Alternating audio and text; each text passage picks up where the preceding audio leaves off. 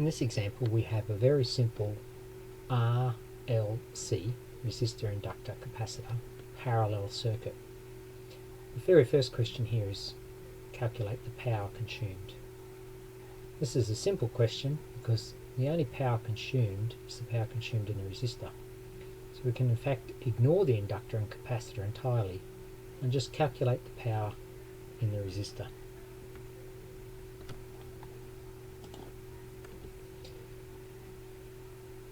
We just take V squared over R and that gives us the power, 0.1 watt. Now in this example we were given the voltage as 10 volts RMS. So we could just calculate the power directly from the voltage. If it was given as a peak voltage, we would have had to convert it to RMS. Our next question is a slightly more complicated. Calculate the total impedance of the circuit and the current.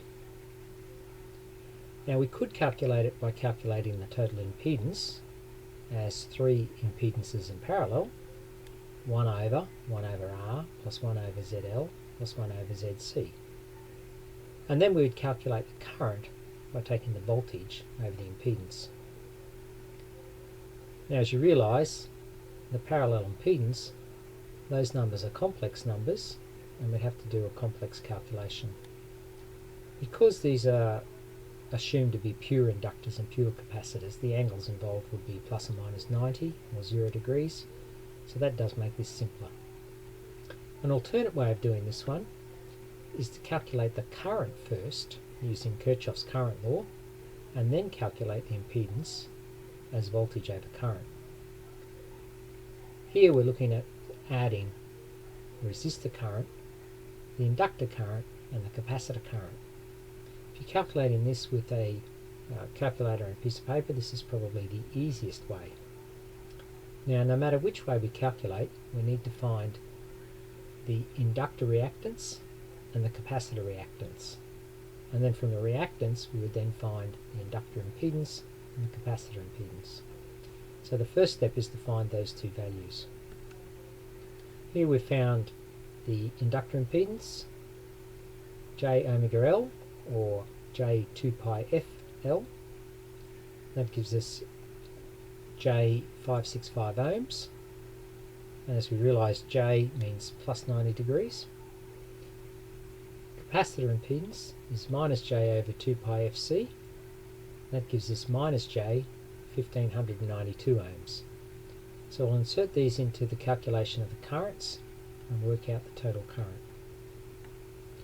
So we're going to add the resistor current to the inductor current to the capacitor current.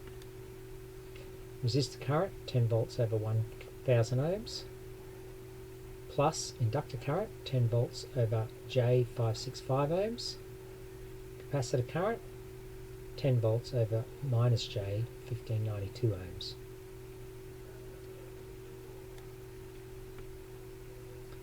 That gives us 10 milliamps at 0 degrees, 17.7 milliamps at minus 90 degrees. The plus 90 degrees on the bottom becomes 0 degrees, minus 90 degrees becomes minus 90. And the capacitor current 6.3 milliamps at plus 90 degrees. And on the left we see a phasor diagram. Now if we were to add the 6.3 milliamps to the minus 17.7 milliamps on the imaginary axis, we'll end up with 11.4 milliamps down, 10.4 milliamps on the real axis.